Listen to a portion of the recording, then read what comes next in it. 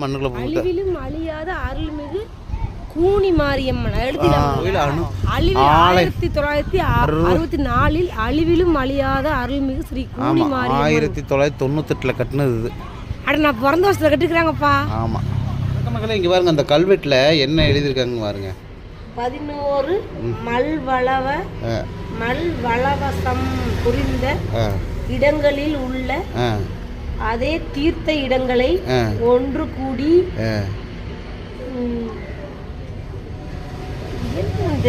பாதம் பட்ட மண்களை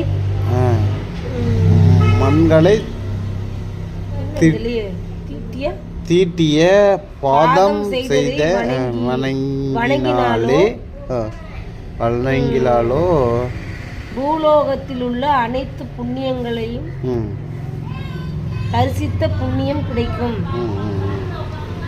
என்று சான்றுகள் கூறியுள்ளன. அப்படி எழுதிக்கிறாங்க பாருங்களேன், எவ்வளோ ஒரு அருமையானது.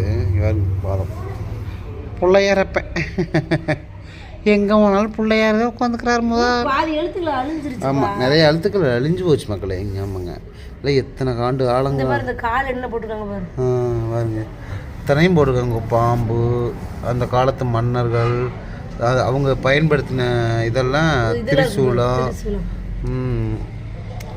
போரில் பனி போரில் இது பூரா அவங்க அப்படியே வச்சுருக்காங்க. ஆமாம், அதெல்லாம் கேடயம்லாம் பாருங்க இருக்குது. கேடயம் வச்சுருக்காங்க, நிறைய என்னென்னமோ வச்சுருக்காங்க. புத்தர்களாக உட்காந்துருக்குறாங்க. இந்த கால் சிலையிலே பாருங்கள் இத்தனை பேர் இருக்கிறாங்க. அழிஞ்சு விட்டது மக்களே. எழுத்துக்கள் மட்டுமா அழிஞ்சிருது, இப்போ அந்த ஊரே அழிஞ்சு போச்சு. ஆமாம் மக்களே, இது வந்து நம்ம இதுக்கு நாம் பொறுப்பல்ல, இது கம்பெனி நம்ம ஏற்றுக்கப்படாது. இது நானும் எதுவும் பண்ணலை. சரி போகலாம் வாங்க லேட் ஆகிடுச்சு. நான் போய் குளிக்கவே இல்லை.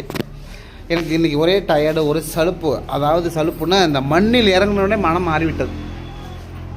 நாமளாம் வந்து இங்கே வந்து சந்தோஷம் தெரியுமா, வீடியோ போடணுமா அப்படின்னு. அதனால தான் மக்களே இன்றைக்கி எந்த ஒரு சந்தோஷமும் நாங்கள் பகிர்ந்திருக்க விரும்பவில்லை.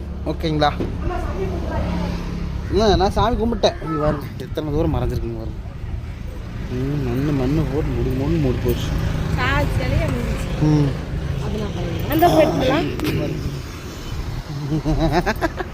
ஏன்னா எனத்தோட சேருங்கிறது அதுதான் கரெக்டு தான் போல. என்ன பண்ணுறது? ஆமாம் கருப்பண்ணர் பாருங்க. நம்ம ஒரு குடியிருந்த வீடே ஒரு வாடகை வீட்டிலிருந்து குடியிருந்து போனாலே நம்மளுக்கு மனம் எவ்வளோ வலிக்கும்.